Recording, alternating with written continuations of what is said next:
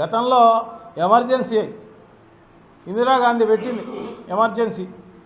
ఇటువంటి పరిస్థితినే ప్రతిపక్షాలను గొంతు నొక్కే కార్యక్రమం, అని ప్రశ్నించే వాళ్ళందరినీ కూడా లోపలేసే కార్యక్రమం ఎమర్జెన్సీ పెట్టి వాళ్ళందరినీ కూడా లోపలేసినందువల్లనే ఇందిరాగాంధీ మళ్ళీ పెట్టిన ఎలక్షన్లలో గాలికి పోయిన పరిస్థితి మనం చూసాం. బ్రిటిష్ వాళ్ళు కూడా ఈ రకంగానే ఉద్యమాలని కూడా అణచివేసే కార్యక్రమం చేసినందువల్లనే వాళ్ళు కూడా దేశాన్ని విడిచిపోయే పరిస్థితి రావడం జరిగింది.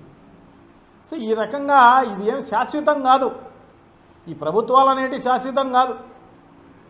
ఇదేమో శాశ్వతం అని అనుకుని ఏదో ఈవీఎంలు మేనేజ్ చేస్తే ఎప్పుడు కూడా మనమే వస్తాంలే అని చెప్పేసి ఉన్న పరిస్థితి కనపడుతుంది అన్నమాట.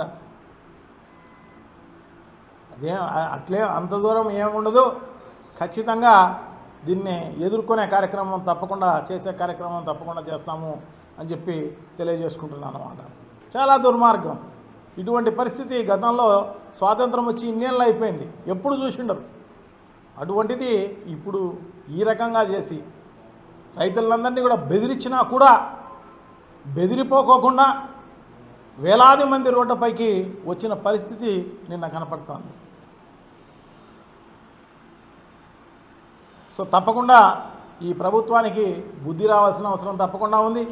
అలాగే చంద్రబాబు నాయుడు గారు కూడా నిన్న మొన్న కూడా అనే కార్యక్రమం జరుగుతోంది. రైతులను బొక్కలో వేస్తాం, రోడ్ల మీదకి వస్తే ఇంకోటి వేస్తాం అని చెప్పే కార్యక్రమం చేస్తున్న పరిస్థితి. సో ఒక ముఖ్యమంత్రిగా ఉండి బాధ్యతాయుతంగా వ్యవహరించాల్సింది పోయి వాళ్ళు అడుగుతున్న సమస్యలను తీర్చేదానికి అవకాశం తీర్చాల్సింది పోయి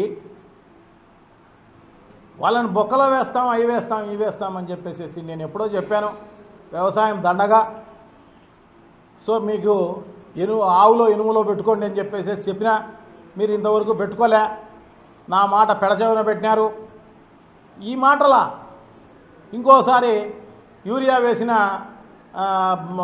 బియ్యం తింటే అన్నం తింటే క్యాన్సర్ వస్తుంది. ఇప్పుడు మాట్లాడాల్సిన పరిస్థితేనా ఇది?